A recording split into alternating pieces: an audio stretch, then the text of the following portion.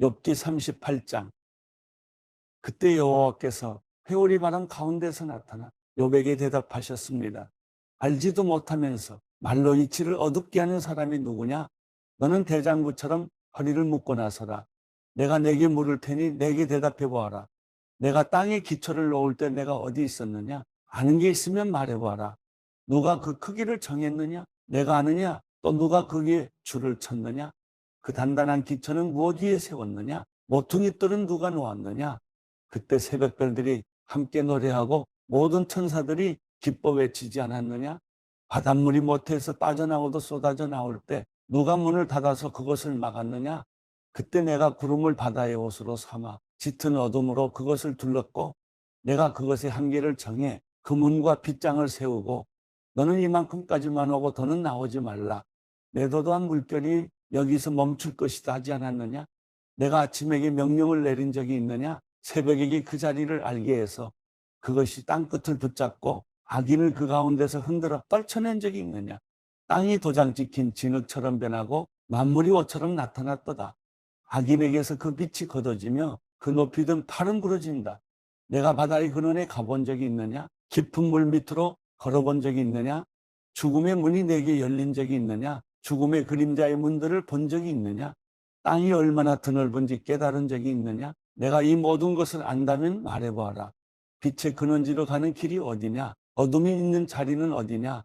내가 그것들을 제자리로 데려갈 수 있느냐? 그것들의 집으로 가는 길을 아느냐? 너는 그때 이미 태어난 몸이니 물론 알겠지. 내가 살아온 날이 얼마나 많으냐? 내가 눈의 창고에 들어가 본 적이 있으며 우박의 창고를 본 적이 있느냐? 그것은 내가 고난의 때를 위해 전쟁과 전투의 날을 위해 준비해 놓은 것이다. 해가 뜨는 곳에 가본 적이 있느냐? 동풍이 어느 쪽으로 흩어지는지 내가 아느냐? 누가 폭우가 빠지는 수로를 파며 우레의 길을 냈느냐? 사람이 살지 않는 땅, 아무도 없는 광야에 비를 내리고 황폐하게 버려진 땅을 비옥하게 해 연한 풀에서 싹이 나게 하느냐? 비에게 아버지가 있느냐? 누가 이슬방울을 낳았느냐? 얼음이 누구의 태에서 나왔느냐? 하늘에서 내리는 소리는 누가 냈느냐? 물이 돌처럼 딱딱하게 굳고 깊은 물의 수면이 얼어붙는다.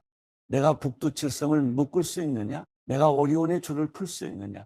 내가 때에 따라 별자리를 낼 수 있느냐? 곰자리와 그 별들을 인도할 수 있느냐? 내가 하늘의 법칙을 아느냐? 내가 땅을 다스리는 주권을 세울 수 있느냐? 내 소리를 구름까지 높여 스스로 홍수로 뒤덮이게 할 수 있느냐? 내가 번개를 보내 번개가 가면서 우리가 여기 있다고 말하게 할 수 있느냐? 누가 속에 지혜를 두었느냐? 누가 마음속에 지각을 주었느냐? 누가 지혜롭게도 구름을 셀 수 있느냐? 누가 하늘의 물병들을 쏟을 수 있느냐? 티끌이 뭉쳐서 지늘기 되고 그 덩어리들이 달라붙게 할 수 있느냐? 내가 사자를 위해 먹이를 사냥하겠느냐? 배고픈 어린 사자를 배부르게 하겠느냐? 그것들이 굴에 웅크리고 있고 덤불 속에 숨어 기다리고 있을 때 그렇게 하겠느냐? 까마귀 새끼들이 하나님께 부르짖고 먹이가 없어 돌아다닐 때 누가 그 까마귀를 위해 먹이를 주겠느냐?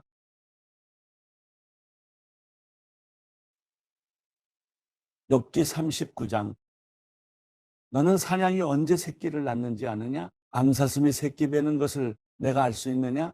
몇 달 만에 만삭이 되는지 내가 아느냐? 또 언제 새끼를 낳는지 아느냐?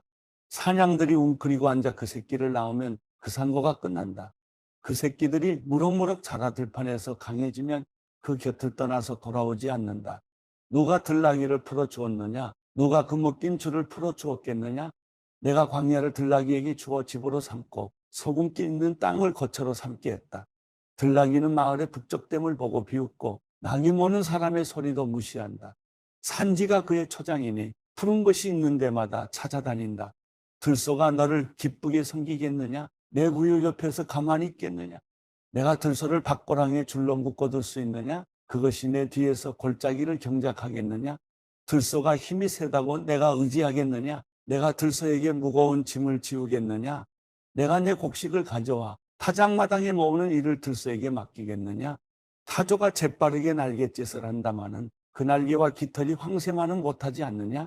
타조는 그 알들을 땅에 낳고 흙 속에서 따뜻하게 되도록 내버려두고 누가 발로 밟든 들짐승이 깨뜨리든 상관 않고 잊어버린다.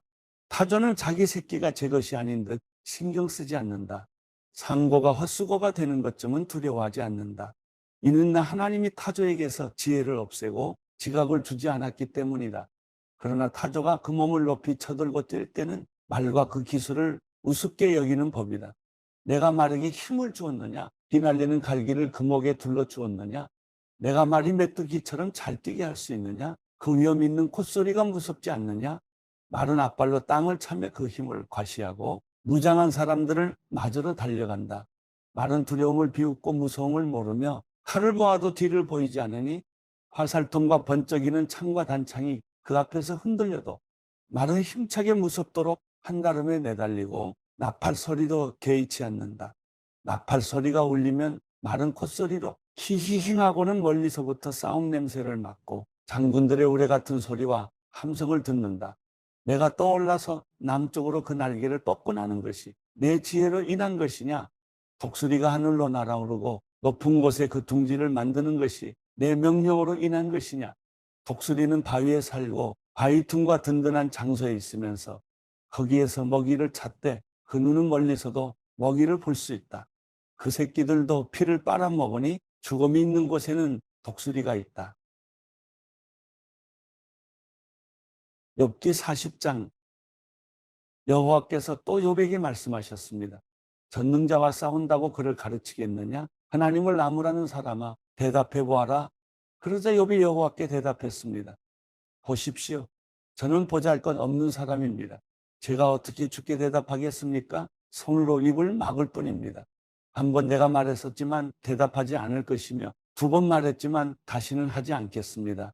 그러자 여호와께서 회오리 바람 가운데서 욥에게 말씀하셨습니다. 너는 이제 대장부처럼 허리를 동여매라. 내가 내게 물을 테니 너는 대답하도록 하여라. 내가 내 판결을 무너뜨리겠느냐? 내가 나를 비난해서 의롭게 되려느냐?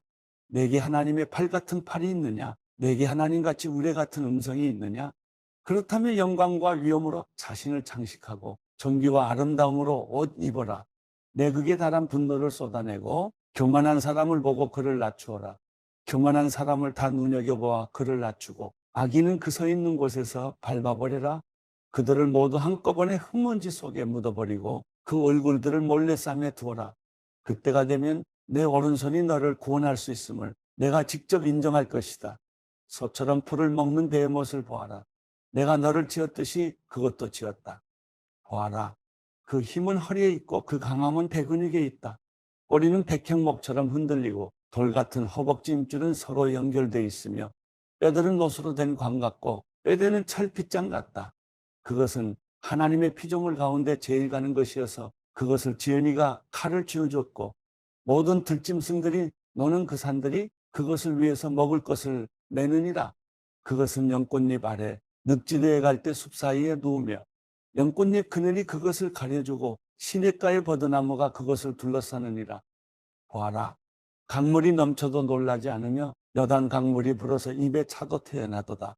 그것이 보고 있을 때 누가 그것을 잡아 갈고리로 그 코를 뗄 수 있느냐. 요한계시록 9장. 다섯 번째 천사가 나팔을 불었습니다.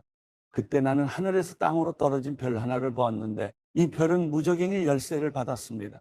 별이 무저갱을 열자 거대한 용광로에서 나는 듯한 연기가 무저갱에서 올라왔고 해와 공기가 무저갱의 연기로 인해 어두워졌습니다. 그리고 그 연기 속에서 메뚜기들이 땅으로 나오니 땅의 정갈들이 권세를 가진 것처럼 메뚜기들에게 권세가 주어졌습니다. 메뚜기들은 땅의 풀이나 각종 푸른 것이나 각종 나무는 해치지 말고 이마에 하나님의 인을 받지 않은 사람들만 해치라는 명령을 받았습니다. 그러나 이 메뚜기들은 그들을 죽이지는 말고 5달 동안 괴롭히기만 하라는 허락을 받았는데 그 괴롭힘은 정갈이 사람을 쏘아 괴롭히는 것과 같았습니다.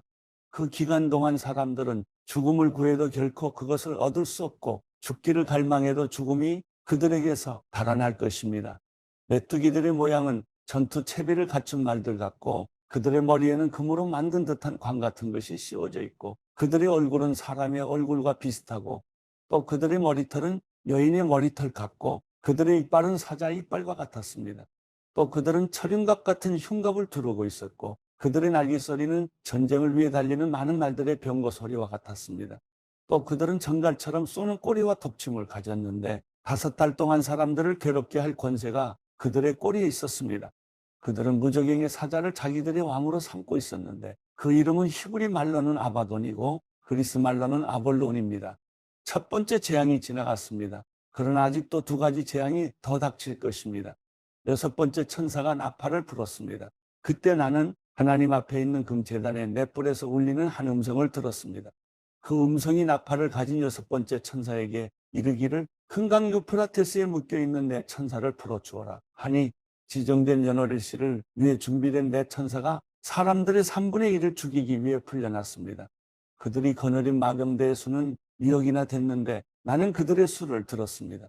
내가 환상 가운데 본 말들과 그 위에 탄 이들의 모습은 이렇습니다. 그들은 붉은빛과 자줏빛과 유황빛 나는 흉곽을 두르고 있고 말들의 머리는 사자들의 머리 같고 그들의 입에서는 불과 연기와 유황이 나오고 있었습니다. 이 3가지 재앙, 곧 말들의 입에서 나오는 불과 연기와 유황으로 인해 사람의 3분의 1이 죽임을 당했습니다. 이는 말들의 힘이 그들의 입과 꼬리에 있고 그들의 꼬리는 뱀과 같으며 또한 꼬리에 머리가 있어 이것들로 사람들을 해쳤기 때문입니다. 이 재앙에서 죽임을 당하지 않고 남은 사람들은 자기 손으로 저지른 일들을 회개하지 않고 도리어 귀신들과 금, 은, 청동, 돌, 나무로 만든 보거나 듣거나 걷지도 못하는 우상들에게 경배했습니다. 그들은 또 그들의 살인과 그들의 복술과 그들의 음행과 그들의 도둑질을 회개하지 않았습니다.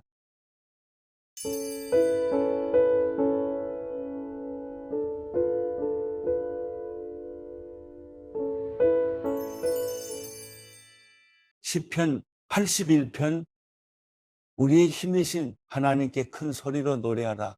야곱의 하나님께 기뻐 외치라. 시를 읊고 탬버린과 아름다운 하프와 수금을 연주하라. 월삭 때 정해진 때 우리 명절의 나팔을 불라. 이것이 이스라엘을 위한 규칙이요 야곱의 하나님의 법이다. 하나님께서 이집트 땅을 치러 나가실 때 요셉에게 이것을 명하셨다. 내가 거기서 알지 못하는 언어를 들었다. 내가 그 어깨에 짐을 내려주었고 그 손에 바구니를 내려주었다. 내가 고통당하며 부르기에 내가 구해주었고 천둥치는 은밀한 곳에서 내게 응답했으며 내가 너를 무리바의 물에서 시험했다. 셀라. 오 내 백성들아 들으라. 내가 너희에게 경고한다. 오 이스라엘아 내가 내 말을 듣기를 원한다면 너희 가운데 다른 신을 두지 말고 이방신에게 경배하지 말라. 나는 너를 이집트에서 끌어낸 내 하나님 여호와니 입을 크게 벌려라. 그러면 내가 채워주겠다. 그러나 내 백성들이 내 말에 귀 기울이지 않고 이스라엘이 내게 복종하려는 마음이 없구나. 내가 그들을 그 마음의 욕망대로 내버려 두었더니 그들이 자기 마음이 가는 대로 행하는구나. 내 백성들이 오직 내 말에 귀 기울이려 했다면 이스라엘이 내 길을 따르려 했다면 내가 순식간에 그 적들을 굴복시키고 내 손으로 그들을 쳐버렸을 텐데 나를 미워하는 사람들이 너희에게 순종했을 것이며 너희들의 시대는 영원히 계속됐을 것이다. 내가 가장 좋은 밀을 먹여 주었을 것이고 바위에서 나는 꿀을 배불리 먹여 주었을 것이다.